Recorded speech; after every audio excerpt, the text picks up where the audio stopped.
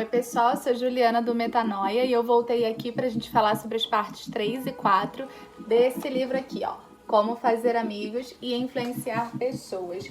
E lá na parte 3 a gente vai começar com o princípio 1, que diz assim: a única maneira de ganhar uma discussão é evitando-a. Oi? É, isso mesmo. Evitando a discussão é a maneira com a qual você vai ganhar a discussão. Ele diz assim: você não pode vencer uma discussão. Não pode porque se perder, perdeu mesmo. E se ganhar, também perdeu. Por quê? Bem, suponha que triunfou sobre um homem e arrasou seus argumentos cheios de pontos fracos. O que acontece? Você o fez sentir-se inferior. Você lhe feriu o amor próprio. E ele cita um trecho aqui assim: um homem convencido contra a vontade conserva sempre a opinião anterior. Então, se você perder uma discussão, você de fato perdeu. Mas se você ganhar, você também vai perder. Porque você não vai convencer aquela pessoa com uma discussão. Muito pelo contrário, ela vai manter a opinião dela até o fim. Vocês não vão chegar a lugar algum e com certeza você não vai ganhar um amigo. Muito pelo contrário, o risco de você perder é muito maior, né? Vamos lá. O princípio 2 diz assim: respeite a opinião dos outros. Nunca diga você está enganado. Ele dá um exemplo. Nunca comece dizendo vou provar isso ou aquilo. Isso não é nada bom. Equivale a dizer sou mais inteligente que você. Então é costume a gente ver algumas pessoas, não nós, né? Outras pessoas falando: não, fulano vai ver, eu vou provar que eu tô certo, eu vou provar que eu tô certo. As pessoas vão ver quem sou eu, né?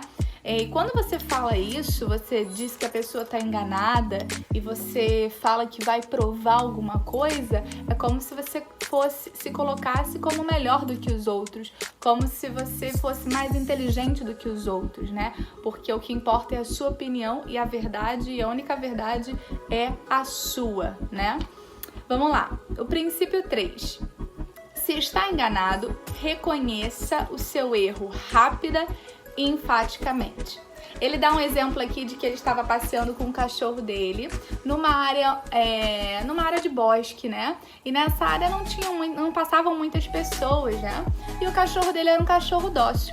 E ele deixava o cachorro solto, sem coleira. Aí um dia um policial parou e o abordou e deu uma bronca nele, dizendo que aquilo era contra a lei, que ele estava errado, que ele teria que usar a coleira, porque o cachorro poderia morder uma criança, podia comer algum bicho, atacar algum bicho do parque, enfim.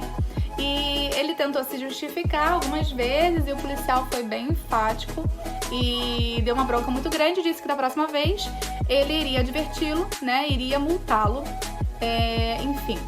E aí, na próxima vez, nas outras vezes, o Dale, ele levou o cachorro na coleira e, como ele já estava acostumado com o ambiente, ele foi e soltou de novo. E no dia que ele soltou o cachorro de novo, apareceu o policial. Quando ele viu o policial, ele já se dirigiu, antes mesmo do policial se dirigir, ele foi até e ao encontro dele falou: seu policial, eu estou errado, o senhor já tinha me advertido, eu estou completamente errado, pode me multar, pode me punir, o meu cachorro poderia ter mordido alguém, poderia ter causado algum dano. E aí o policial olhou para ele e falou assim: calma, não precisa ser tão exigente, tá tudo bem. Se você quer deixar o seu cachorro solto, pode ir mais para aquela parte ali que geralmente é mais deserta e tal. E, enfim, não puniu, porque as pessoas não esperam. As pessoas não esperam que a gente reconheça os nossos erros, né? E a partir do momento que nós fazemos isso, né? Ele fala muito de sinceridade nesse livro. Então, a partir do momento que nós fazemos isso sinceramente, reconhecemos o nosso erro e enfaticamente, a pessoa, ela não vai, é muito difícil alguém querer bater de frente com você quando você já reconhece seu erro. Então, quando nós tivermos esse hábito, nós vamos realmente nos tornar pessoas mais maleáveis, pessoas que se relacionam melhor, né? E com certeza nós vamos adquirir muito mais amigos e influenciar muito mais pessoas dessa forma. Vamos lá para o princípio 4. O princípio 4 diz assim: comece de uma maneira amistosa. Eu vou ler um pedaço que diz assim: se quer tornar um homem adepto da sua causa, convença-o primeiro de que você é o seu amigo sincero, né? Então, sempre quando você quer convencer alguém de algo, quando você quer iniciar uma amizade sincera, quer buscar novos relacionamentos, quando você quer influenciar pessoas ou converter alguém para comprar, para adquirir algo seu, seja amistoso, né? Com sinceridade, né? E ele cita aqui uma palavra de Lincoln assim: com uma gota de mel, apanham-se mais moscas do que com um galão de fel. Então você não precisa inventar, você não precisa florear muito as coisas. Apenas com uma abordagem amistosa, você consegue ter grande êxito. Vamos lá para o princípio 5. O princípio 5 diz assim: consiga que a pessoa diga sim, sim, imediatamente. Ele não fala só sim, sim, sim. Ele quer o sim e a confirmação do sim. Então, quando você iniciar uma conversa com uma pessoa, uma negociação, né, uma reunião, comece sempre buscando com que aquela pessoa seja positiva e afirme a positividade. Eu vou ler um exemplo. Falando com pessoas, não comece por discutir as coisas que divergem. Comece enfatizando e continue enfatizando as coisas que estão de acordo. Mantenha a outra pessoa dizendo sim, sim desde o começo. Se possível, evite que ela diga não. Ele fala isso porque quando você começa uma conversa, um diálogo, uma negociação com alguém e começa a pegar os pontos positivos, as coisas que você tem de acordo com aquela pessoa, naquela situação, ela vai confirmar tudo que você fala. E ela vai confirmando sim, sim. E isso não vai gerar no cérebro dela um bloqueio. Ela vai estar ali aberta, né? E tranquila.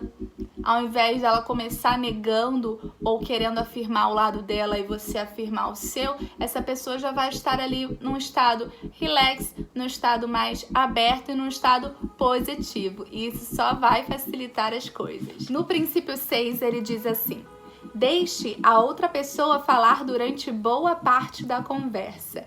Pessoal, claro, salvo exceções, tem pessoas que gostam de falar mais e outras gostam de falar menos.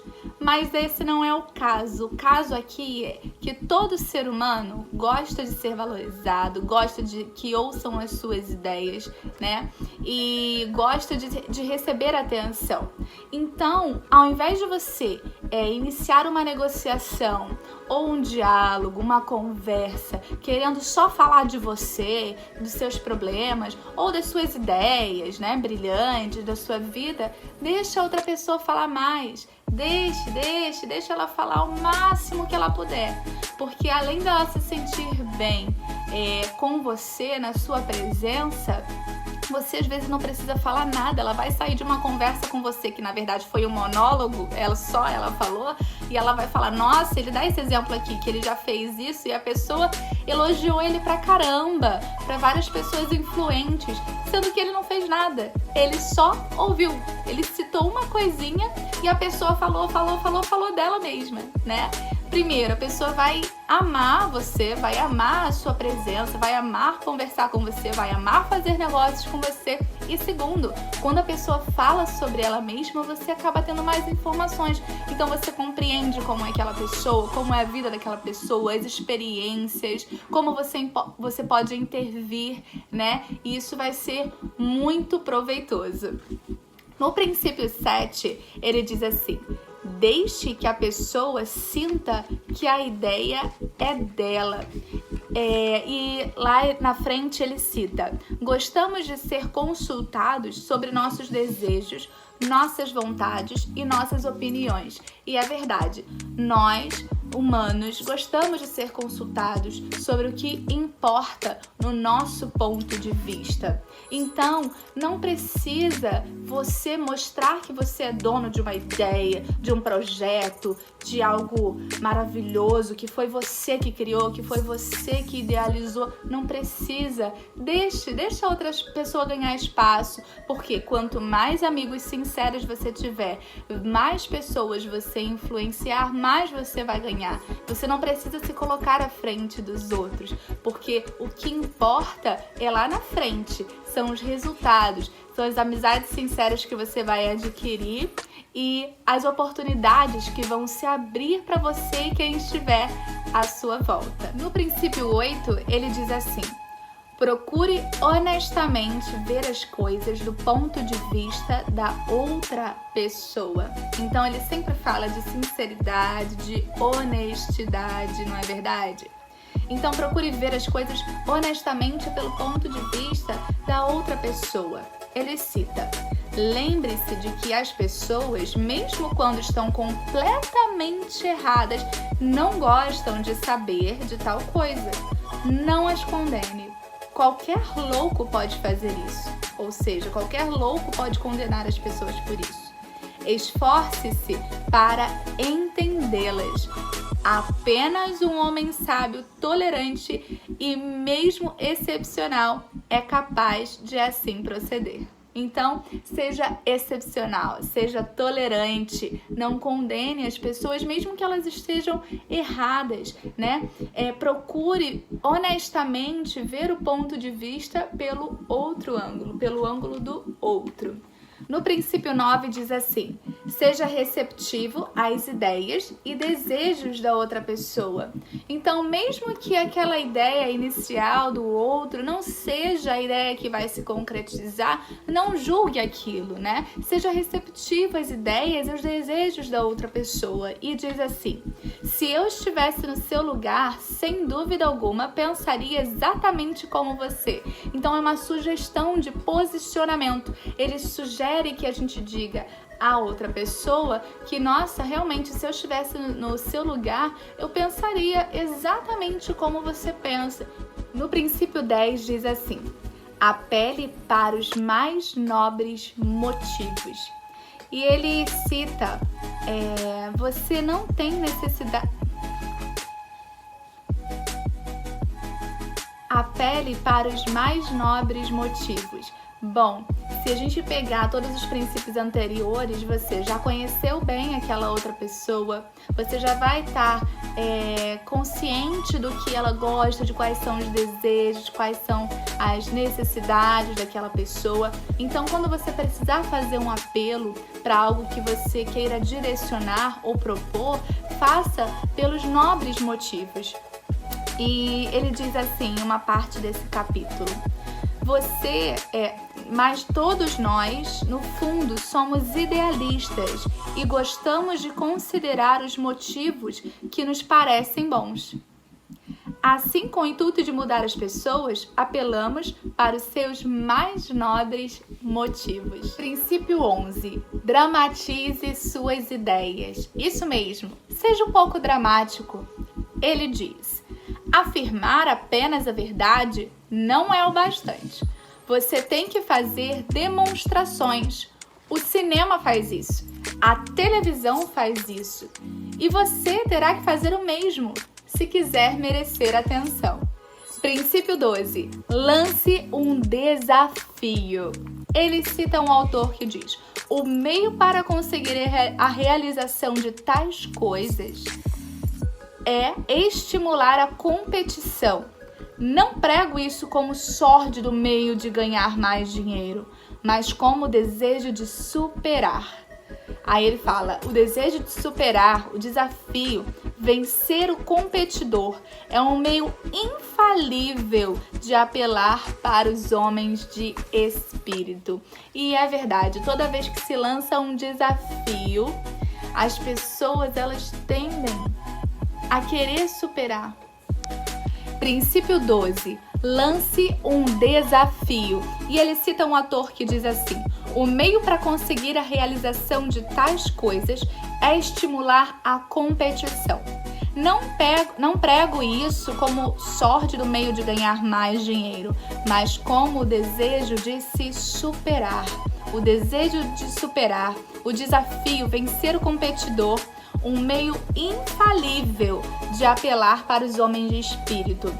Então, nessa mesma situação, um certo empresário entrou em contato com o seu gerente. O gerente estava reclamando que os funcionários só tinham batido a meta de 6 produções naquele dia. E aí o empresário, 6, pegou e escreveu com um giz no chão um número 6 muito grande. E aí o pessoal do turno da noite olhou aquilo e falou: calma aí, eles estão achando que são melhores do que a gente? E produziram 7 mais naquela empresa. E aí o pessoal do turno da manhã voltou e viu 7 escrito no chão. No dia anterior eles tinham feito só 6, eles estavam conformados com aquilo. Só que sem perceber, né, eles foram desafiados. E o turno da noite fez 7, um a mais que eles. Quanto vocês acham que o turno da manhã no dia seguinte produziu? Não foram 8, foram 10. E eles não se viram pressionados, não se viram coagidos, que tinham que bater uma meta e tinham que superar aquela meta, enfim. Eles mesmos olharam aqueles números e assimilaram aquilo e, opa, calma aí, eu tenho que melhorar isso aqui.